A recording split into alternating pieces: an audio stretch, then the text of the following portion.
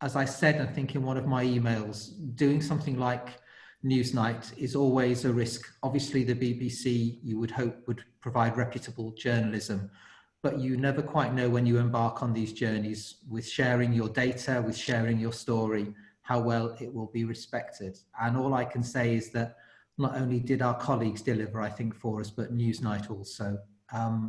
We have been absolutely overwhelmed by the response since the programme. For me personally, not only from obviously colleagues across the organisation in all different roles, just contacting me and saying how proud they were that they felt that their journey had been told, and how proud they were to be part of MHA at this time. But outside the organisation, from other partners in the sector, from the relatives and friends of some of our residents, from members of the general public, have felt motivated to write to the organisation and write to me to say that they hadn't understood the story, they hadn't understood and appreciated fully what we have been through. And I just want to say thank you so much to all of you, because I think that Newsnight programme just really conveyed a sense of our experience, and there was a great truth, honesty in it. Just, I hadn't seen it before it aired, so I watched it just kind of like enwrapped really with seeing our story laid out as it was. So it just reminded me of everything that you have all done to endure and keep working and supporting our residents and members over the last months. So huge thanks and huge respect. Where we stand now in terms of an update on the situation is that thankfully the number of deaths that we have seen of our residents has tailed off very significantly, and we are still seeing probably the death of one of our much loved residents each day, but clearly that is hugely different to when we were at the height of the pandemic. What we know at this point in time, as of today, is that we have lost 429 of our residents. 242 of those were confirmed as having had COVID-19. The others were suspected. We've got 77 current cases across the organisation, which is amazing reduction. And those are located across 34 homes and schemes. Technically, at the moment, we've still got 14 outbreaks, although in terms of the way that the public health count it, that's 48, because not all of those are out of the 14-day period that you have to be clear in order to not be considered still in outbreak. We've tipped over the 1,000 recovery mark, which is fantastic, with 1,076 of our residents recovered. And we still have 345 people staff members in self-isolation, but with our ongoing total absence, that's only 8.8%, and across 8.2% across all services and parts of the organisation, which is phenomenal given that we were over 12% at the height of the pandemic, nearly 15% at the height of the pandemic. So as you digest those figures, and each one of those people, along with our 3 members of staff, has left behind them grieving friends and relatives.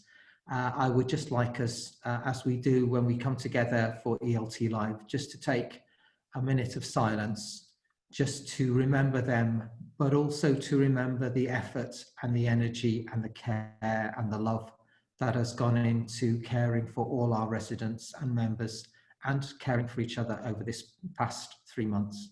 So let's just take a moment of silence.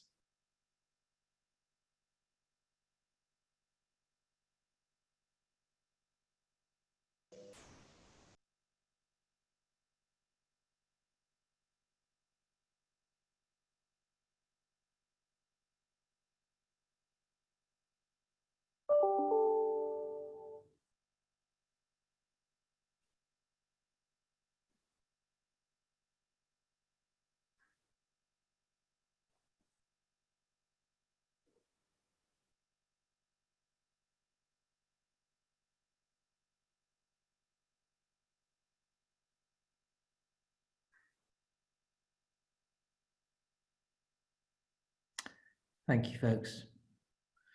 One of the main reasons that we did the Newsnight programme was to continue to apply pressure and lobbying for testing, as well as a more robust supply of PPE and for the reform of the sector.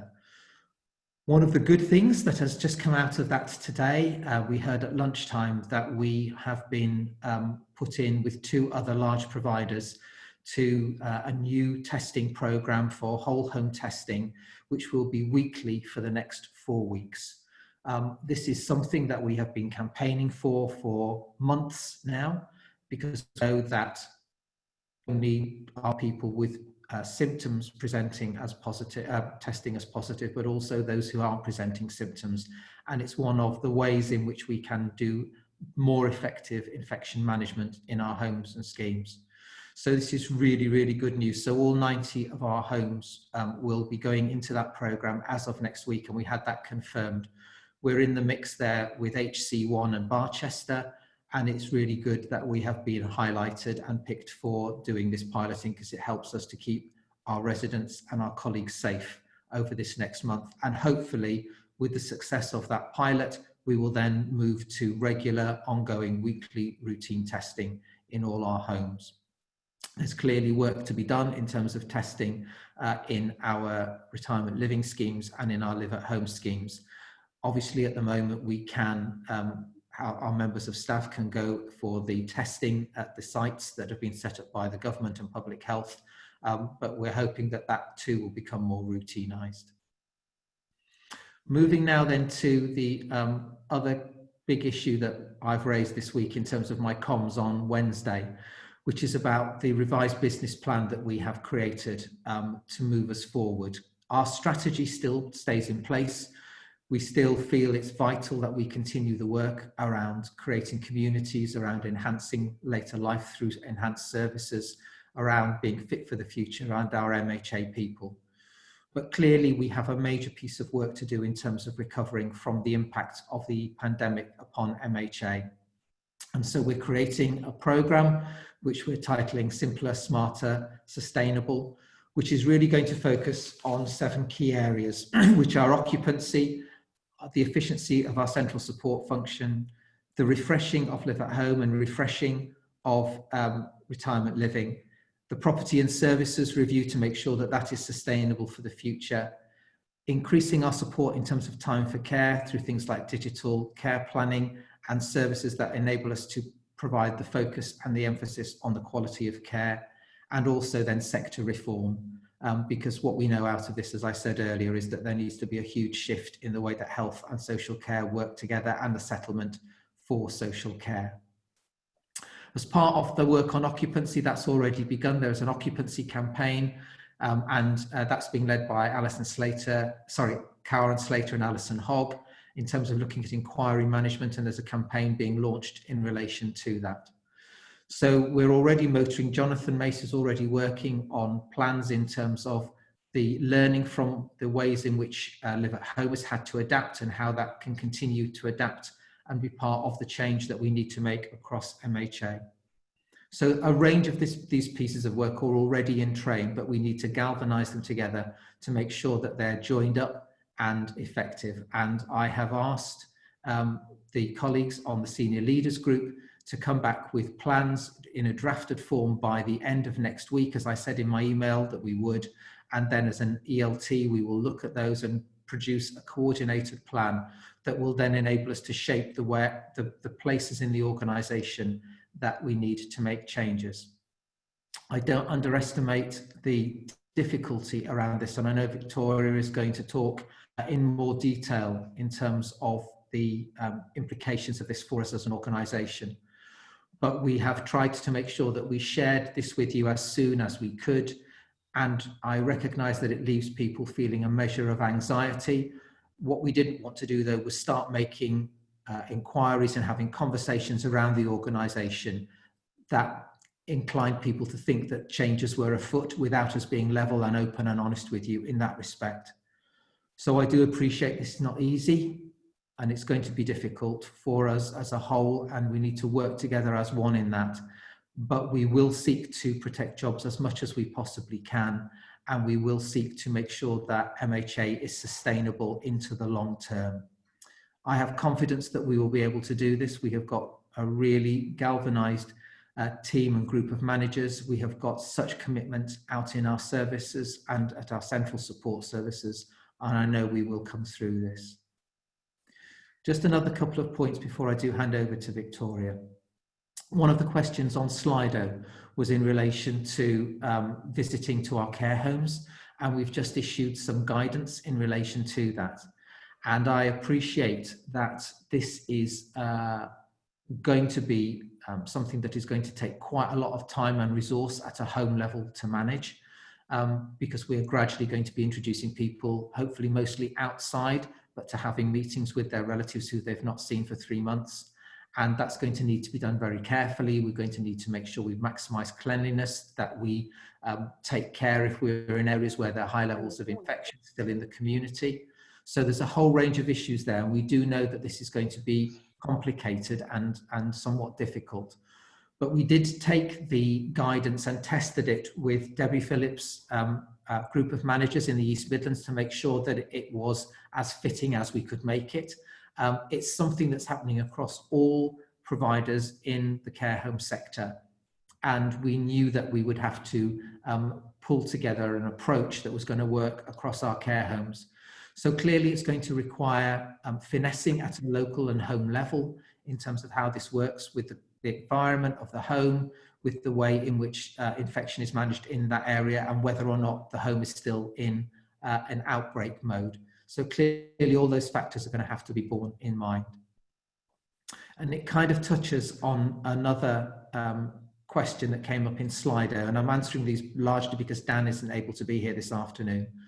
But in terms of care home reporting and workload on home managers, which has been raised, we have been working to try and reduce the number of reports that are coming out to home managers to complete. And I know we rationalised all our internal reporting on COVID-19, but I appreciate as well that things like the risk assessment for our more vulnerable staff has come out, and that we are still trying to ensure that the information that we need to make sure that home visiting happens is all taking place. So I can appreciate that there is, it may still feel that there is a considerable amount of work coming out, but we are trying at the centre to manage that and to limit that as best possible. But please feed back through your area managers and your RDs how you think we can improve that situation, because we are wanting to support you as much as we possibly can. And that leads me to my final couple of points. One is in terms of well-being. This remains a priority across the organisation, and I appreciate that in moving to a time of change and in the sorts of considerations we're having to do to curtail our expenditure, that well-being is going to be really important. So I would encourage you to use the resources available on the website through our chaplaincy to talk to colleagues, to make sure that you feel as supported as you can be in these difficult times. And then finally, one of the big issues over the last 2 weeks has clearly been the events following the death of George Floyd and the rise again, thankfully, of the Black Lives Matter campaign in terms of its presence, not only in America, but here and in other parts of the world. We have put out a note yesterday in terms of communication about our support for the Black Lives Matter movement. I tweeted last week a couple of tweets in support of the recognition of the issues and the challenges of the inequality that is faced by many of our colleagues and those who we work alongside, and family and friends in the BAME communities.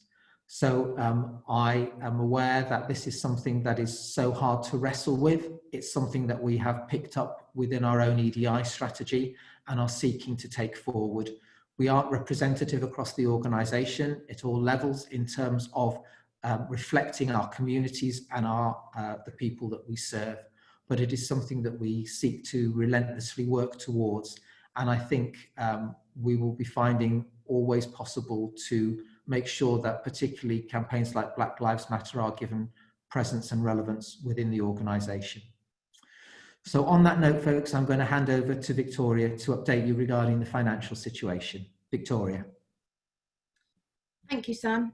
As always, I'd like to start by thanking you all for everything that you're doing that continues to make MHA such a wonderful place to work despite everything that's going on.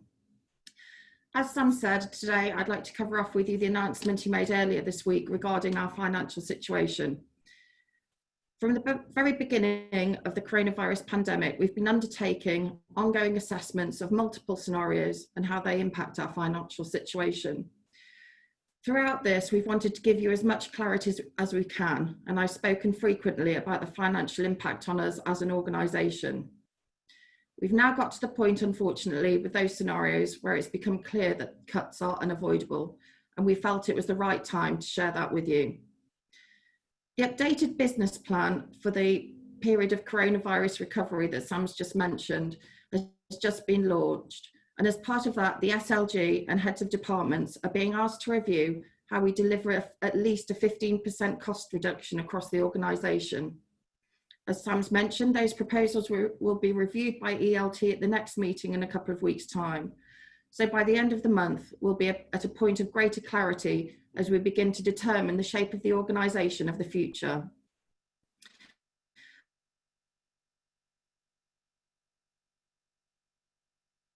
I appreciate that in this, some of you will want to get involved in suggesting costs LG member would like to hear from you. I appreciate that Sam's announcement will have raised anxieties, but we want to be as open and honest with you as we can, ensure that you're taken on that journey with us, giving you an understanding of the decisions that we're being faced with.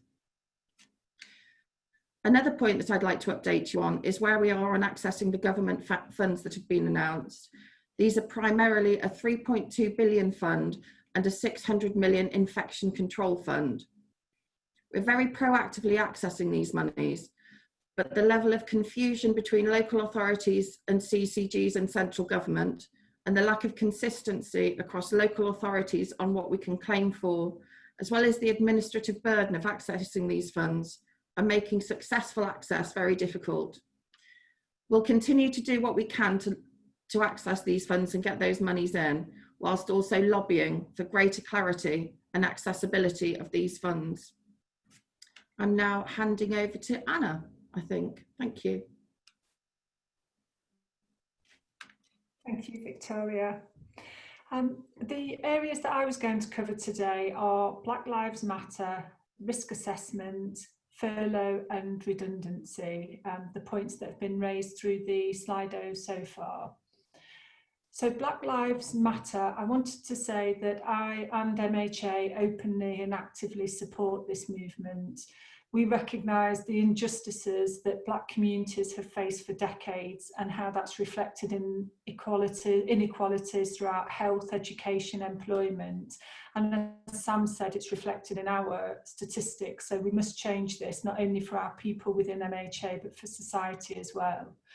I just wanted to read a quote from Nelson Mandela that I think really will resonate with our EDI strategy. No one is born hating another person because of the colour of his skin or his background or his religion. People must learn to hate, and if they can learn to hate, they can be taught to love, for love comes more naturally to the human heart than its opposite. And as you know, we launched our EDI strategy last year to promote equality and tackling discrimination. And there were 2 points that I wanted to raise from the strategy. It echoes Empaz's, who's our EDI manager, his email that went out through internal comms yesterday. One of the points was to develop a staff network based on protected characteristics and people's interests. So that's around disability, race, sexual orientation, gender, religion and belief. Those networks that we are setting up will enable people to share experiences, support each other, plan diversity, and really importantly to support MHA in progressing equality in our workplace. We'd plan for that to happen when we have an online social network for all of our colleagues. But as this is so important, it gives us a real good opportunity to ask any of our Black and minority ethnic colleagues and anyone else who wants to get involved in promoting race equality to get the network off the ground, along with any of those other networks that I've just mentioned. So please do put your name forward to Mpazi Sayami, who is our Equality, Diversity and Inclusion Manager, who is coordinating those networks. And as Sam said, it can be a difficult topic to talk about, and Mpazi has shared some resources and has a number of other support. So if you need that support, do get in touch with us so we can progress that. I'd also take the opportunity as well to encourage you and your colleagues to log on to My MHA to ensure your personal details are updated, and we can track our progress then in relation to EDI. We do have complete data. We're up to about 65% of our colleagues with data, and it shows that 1 in 10 of our workforce is from the BAME community, whereas 1 in 8 of working age population is from that community. Just as you'll know as well, it was this is the first month that payslips are only available online, so please do access My MHA to get your payslip. I'll just finish with saying, if you do have any concerns regarding any type of bullying or harassment, if you could speak to your manager in the first instance. HR, Mpazi is our EDI manager, or me. If you feel unable to speak to the helpline, which is 0844 264 2041. If you don't have a poster advertising that number, then let me know and I can share that with you.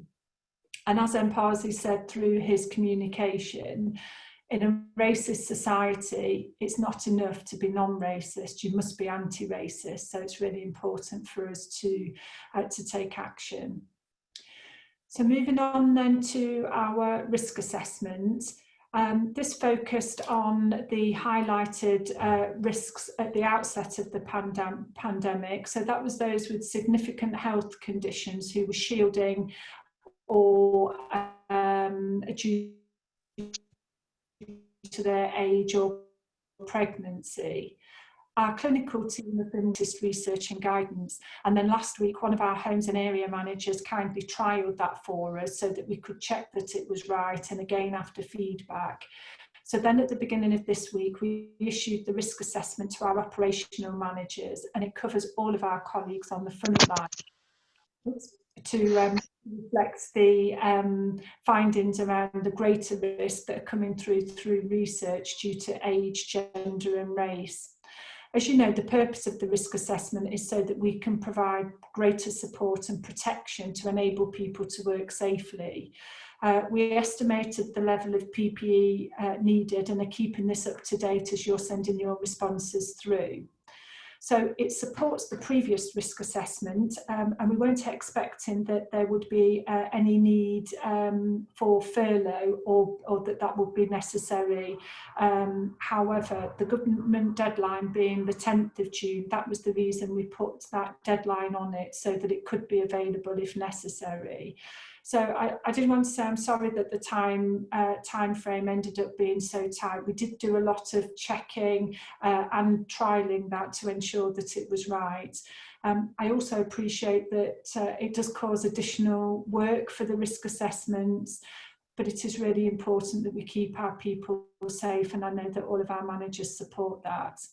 And I would like to say thank you for all of the work that everybody continues to do. We know that you know, there is a volume, the pressure is significant, particularly related to COVID, and for the need for us to respond quickly to new guidance and take action. So thank you for all that you do. We'll continue to keep those risk assessments under review, and as Sam said, we are meeting with area managers next week to take feedback. So looking then at the question of furlough and redundancies, which is a topic that has come through following our latest communication. So we have around 250 people on our on furlough, and then when that was first introduced, it ran until by the government. It ran until June. It's since been extended with 80% pay up to a maximum of 2,500 until the end of July, and we expect that those on furlough are likely to continue until this point. If, however, there are any individual changes required before then, your line manager will contact you. So the government has since extended that scheme with a greater emphasis on cost sharing, so starting to transfer some of the costs, some more costs to the employer. So they're gradually reducing the government support until the end of October, at which point, by the end of October, it would only run up to 60%, covering 60% of salary up to that maximum, with the employer topping up the rest and covering other costs such as national insurance and pension. So obviously, as part of the work that we're doing, where we look at the shape and the needs of the organisation going forward, we will be in a position in the next 4 weeks, in about 4 weeks' time, to be able to share a more definitive way forward and the impact for people generally, but also for those on furlough past that original July date. So as you know then, in all of our services, as we plan for reduced expenditure to match our reduced income, wherever this impacts on our people as we start to do our planning, we'll continue to explore all options, such as changing working hours, voluntary redundancy before there would be any need for any compulsory redundancies, although we have acknowledged that that may be necessary in some cases. There was a question around homes and schemes, and in all of our homes and schemes, our staffing requirements are dependent on the numbers and the needs of our residents. So whether that's a lower dependency or a higher dependency means whether we need greater or lesser support. So as usual in operations, that continues to be reviewed, and that may need to lead to changes in hours in the first instance. And then, as required, other options would need to be considered. So whether that would be things like redeployment, and of course that would always be before any need for redundancies, which would be our last option. So I would like to say that as we develop our plans, we are always committed to communicating with you and to discuss any changes fully. Certainly any changes to hours or roles would be part of a consultation, and that would be in line with our policies. They're all available to all of our people on the intranet, and they are in line with employment law, and importantly best practice and our culture of doing the right thing, which would be driving our approach. There was the question around union support, and we have a pay partnership agreement with Unison, and continue to communicate with them quite regularly on pay and any issues which impact on that. So you are welcome to join Unison. You can do that independently or via our payroll, whichever you prefer. But as I say, we would always be aiming to take the best approach wherever we can. I do know that it is a difficult message as we start to plan, but we do need to live within that reduced income. So we are carefully planning and driven to make the best decision for our residents, our people, and the ongoing future of our charity. So I'd like to say thank you all for your continuing commitment, that care, compassion and support for our people, as was evidenced on Newsnight, does come across in all that you do. So thank you, and I shall hand over to, just check who I am handing over to Mandy. Yes. Thank you. Thanks, Anna. and good afternoon, everybody. I'd just like to pick up a couple of things from the Slido around PPE and also photographs that are posted on our social media pages. So I think everyone is and should be aware that it is extremely important that we continue to follow the guidelines in relation to wearing PPE in our care homes and retirement living settings whenever we are providing care and services to our residents. We have gone to great lengths to purchase extra PPE and to make sure that we have the relevant supplies and to move those around to care homes every day to make sure that people have the right supplies so that they can wear appropriate PPE whilst they're doing their work. We're also obtaining extra types of PPE in response to the risk assessments that are being carried out, again, to make sure that people have the right PPE for them so that they can wear it during their work.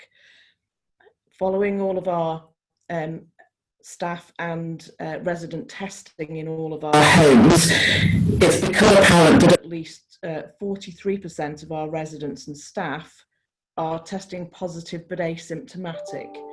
So again, that's a sort of another indicator of why we need to continue wearing PPE, because you may feel fine, but actually you may have COVID, not have any symptoms, but be at risk then of passing it on if we're not wearing the PPE properly and as we should. So we would ask, you know, as an ELT, that you continue to bear with us and wear the PPE as and when it's necessary. In relation to the photographs on social media, we've loved seeing all of those photographs of the great things that have been going on in all of our care homes. It is so uplifting to see them. But again, it can cause concern to people out in the community if they see carers, staff in close contact with residents at the moment and not wearing the right PPE or not wearing it in the right way. So again, can I remind you, if when you are doing these activities, you still need to wear the PPE. And if we are uploading photographs, we need to make sure that they show staff following the guidelines that are out there at the moment. And as soon as we can reduce the level of PPE that we need to use, then we will do. But it's imperative that we keep our staff and our residents as safe as possible. So that's all I'd like to say on that.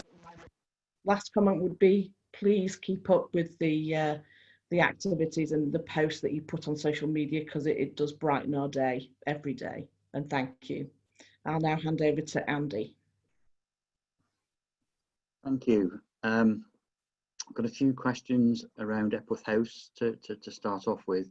And in terms of opening Epworth House, the earliest it will open is in July. That's the earliest. At the moment, the advice is still to everybody to carry on working at home if at all possible.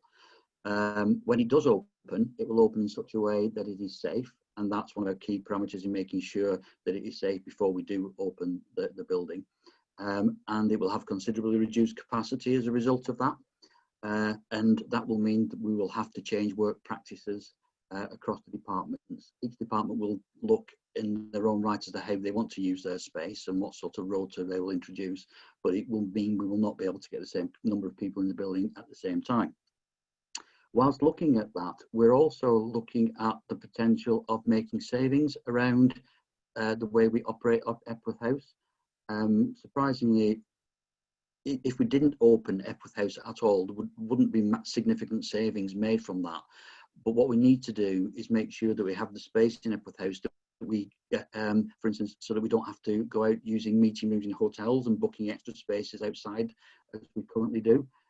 So as part of that exercise, we'll be looking wherever we can to use the building in a way that helps to reduce costs in line with our current strategy. On a similar note, there's questions around live at home officers. which are dotted around the country, and suggestions around sharing space, and somebody suggested, do we need offices at all? Well, again, as Sam mentioned earlier on right at the start, Jonathan is currently reviewing Live at Home, as we're all reviewing our own areas of activity, and part of that again will no doubt be a review of the office space, how it's used and how it can be used more efficiently and how we can make savings. A really good suggestion on retirement living has come in around the cost saving side and income generation side, talking about, can we repurpose in effect some of our schemes where properties are vacant and we're not able to sell? Can we convert them to rent? That is something that we're actively doing whenever we can, and it's something that I encourage people to do. And those are the sorts of suggestions that, again, Victoria mentioned earlier. How can we save costs? How can we increase income? Please feed those through to your SLG reps so that we can try and capture those across the board, because the more we save and the more income we generate, the more we're going to secure our future and make sure that MHA can carry on doing the amazing work that we currently do. And my final element is just to thank everybody again for the work that everybody's doing. The word thanks just doesn't cut it, really. I can't find any other way of saying it, but just thank you, thank everybody, the property team, Epworth House, and all my colleagues out there in operations. Thank you. And I'd just like to hand over now to Chris.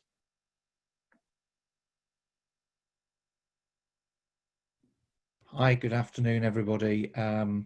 Very good to be able to have this opportunity to say a few words. To pick up really where Andy left off there, obviously our appreciation for what everybody's doing at MHA is very great. In terms of operations and what is happening, I think alongside the technical skill and ability and commitment to care, I think the humanity of that that you're providing matters so much at the moment. And just to affirm that, because obviously there are older people at home whose contact with others has been extremely limited. At least in our services, residentially, people are continuing to see familiar faces caring for them, particularly in our homes. So thank you for all you're doing there, and just, you know, the day-to-day humanity and compassion of that work. Sam mentioned at the beginning about well-being, and clearly that remains a very important part of our concern for everybody working within MHA.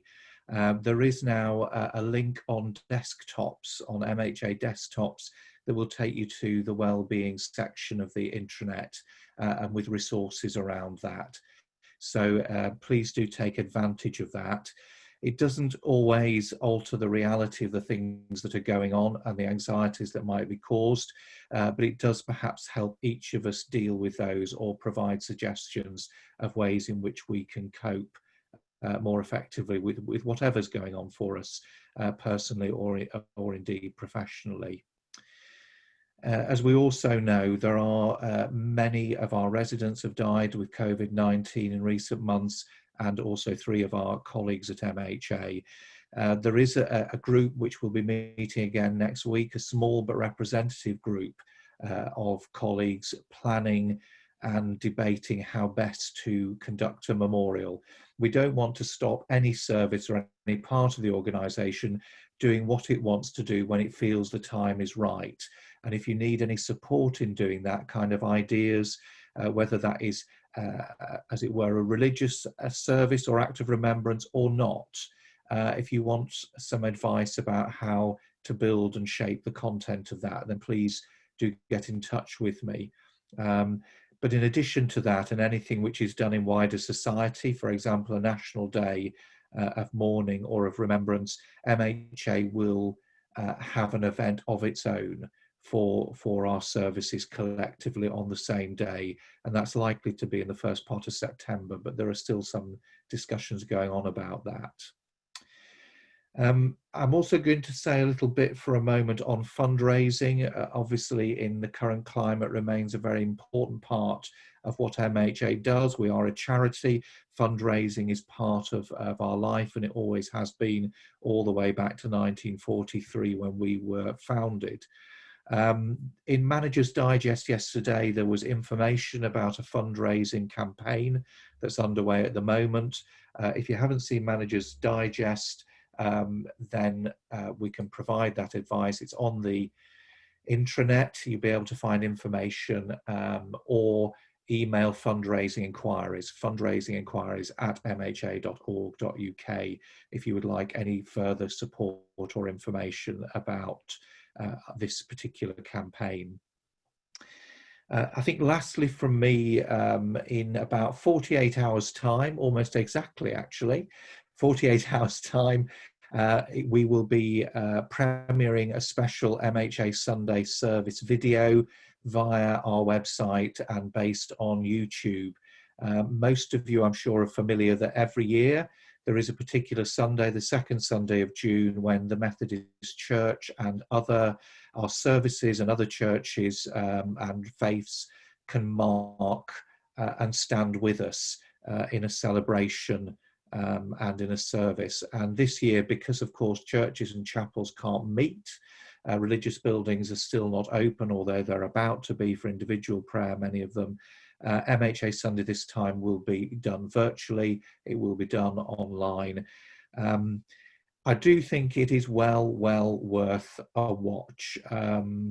Whether or not you are religious or ever attend services, don't worry about it. It's there. It will be available for you to view. But we've got some really significant contributions, obviously from familiar faces such as Sam, who begins that service, but also key partner bodies, particularly the Methodist Church, and also chaplains and our fantastic music therapists. And just to give you a little heads up on that, as you may have seen with other musicians at the moment who can't be together, I think it's something like just over 30 of our music therapists individually recorded singing and playing the instrument that is their speciality, Amazing Grace. So those 30 audio files have been brought together along with video, and that's part of what you will see.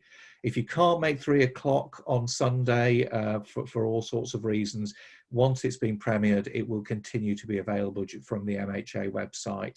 But if you can encourage others, if you've got partners close to your scheme or service or whoever, do feel free to share with them that that will be available. I say 3 o'clock, but in fact from 2:45, for those who join a bit earlier, there is a section of contributions from the music therapists running from 2:45 to 3 o'clock when the service begins. I think it's about 50 minutes in length, but I say it will continue to be available. So thanks for all you're doing, and I hope you're able to support that on Sunday. And just to say also, within it, there is an act of memorial. We've got a moment which Pam Rhodes, one of our ambassadors at MHA, will be leading that moment of memorial. And with that, I think I'm going to hand back to Sam. Yes, I've seen the, I think I'm unmuted now. Yes, I've seen the service that's going out on Sunday, and there are some moments in it which are really moving and profound, particularly the act of memorial, where you see candles being lit by chaplains right across our homes, and then all those photographs of all those candles, remembering all those who have died, is very powerful. And there is another section in the service where you hear a gentleman who is supported by our Live at Home scheme, and just the difference that that scheme has meant to him during the period of lockdown in particular has been absolutely huge. And it's just a testament to the organisation that we are and the work that we do, and why I'm so proud to work for MHA. There's just a couple of final questions that have come in since we started, and obviously prior to doing ELT Live, we have a chance to go through Slido to look at those. So I'm going to take a couple and then I'm going to feed them out to my colleagues. The first one is a comment that, yes, great news about the tests for the antigen tests that were going to be part of the new pilot for 4 weeks. When can we access them? Well, Dan, although he's on leave, picked up the phone call from Deloitte, who are the people coordinating this at lunchtime, and couldn't resist giving me a ring immediately to let me know. But as far as I know at the moment, and he'll confirm it all on Monday, I think the testing or the availability of the testing will start on Tuesday. But what we will be assessing on Monday is actually which homes when, in the same way that we've had to with the whole home testing so far. So Dan will be confirming that out to colleagues on Monday. The next one is that I'm just going to take is, could our EDI manager and PASI offer training so people can learn to better recognise racism? There's silent racism in MHA, and we need to learn so that we can report it as such. I suppose there's a couple of things there. One is, as part of our MHA EDI strategy, which we launched at the conference last October, and PASI, bless him, only started, I think it was the day lockdown started. He will obviously be reviewing all our training materials in terms of how we support our colleagues to recognise diversity in its broadest and to enable people to particularly change their way through awareness and recognition of how they relate to one another, not just so that it can be reported when we fall short. But the main thing is not to report, but to change. And so Mpazi will be looking at that as he develops in his role, at how not only we tackle issues to do with racism, but also where there's homophobia, where there is disability prejudice, where there is prejudice against people of different faiths and backgrounds. So that will be work that is on his agenda. Anna, I don't know whether you can see the document, but then there's a couple of questions, one about furlough. So can I pass those over to you just to finish off before I conclude? Yes, thank you. So there's a question around staff that are furloughed and whether they can come back to work as soon as possible. So we have a number of people that have been furloughed for different reasons. So as I said, the shielded group, or people that were classed as particularly vulnerable, remain on furlough, and then there have been another group more recently that have been due to the inability for them to be able to carry out their role in the normal way. So for both of those groups, or for all of those groups, there is still a need for them to remain furlough unless anything changes. So as we move out of lockdown and as the risk of COVID reduces, I suspect that the risk for people working in our services will reduce, and we'll look at that. But at this moment in time, there is those people who will still remain on furlough. So that's how that will stay until we have a different direction or further information on that, which of course we'll confirm with you. And then the last point around, so somebody who has joined who's on furlough at the moment is feeling isolated, and the communication from their manager hasn't been great, and the fact that they haven't been invited to this session, feeling unfair. I am really sorry about that. I think sometimes there's been some misunderstanding because when you're on furlough, there is a clear need to not undertake any work. And we had the discussion at the outset as to whether the ELT live was work, and we decided that it's really important to keep that communication open, and that this wasn't work. This was just keeping all of our people informed.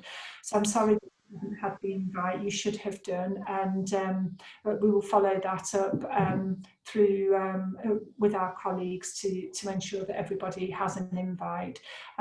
We don't want to lose people in this way, and we want to continue to treat all of our people well. So if there are instances where we can improve, please do let us know, and we'll do our very best to address that. I think we've said previously that those people that are on furlough for the moment, either because of their health or various conditions, or because they're not able to fulfil their role in the right way doesn't mean that those people won't be able to come back to work in a different way. That will be a different consideration following our business plan and the needs of the organisation going forward. So I know it's tough as well when you're on furlough, as well as it is being, working through some difficult things. So thank you for bearing with us, and we'll keep in touch with you. And I'll hand back to Sam. Thank you, Anna. So I think that's all for this time. We'll be having our next ELT live, I think, in 3 weeks, when clearly we'll have our plans starting to be in a more formed state in terms of how this is going to impact across the organisation. I noted that a colleague on Slido had said, please don't ask us to be patient. I think the difficulty is with this is we want to make the right decisions here about where we make the savings that we need to across the organisation. We don't want to do things that are going to have a negative impact in terms of unforeseen consequences. So we want to take this responsibly and do this carefully, but we will do it as expediently as we can in terms of taking that forward. I hope that those of you who are off this weekend have a good weekend, that you're able to take safe advantage of the reduced restrictions that we've been experiencing. And for those of you who are working, I hope you have a good weekend at work. So take care, people, stay safe, and thank you again for all that you're doing. You're making so many people so proud of what it is like to provide care and to provide support in the way that we do for older members of our society. So thank you very much indeed. Take care. Bye-bye.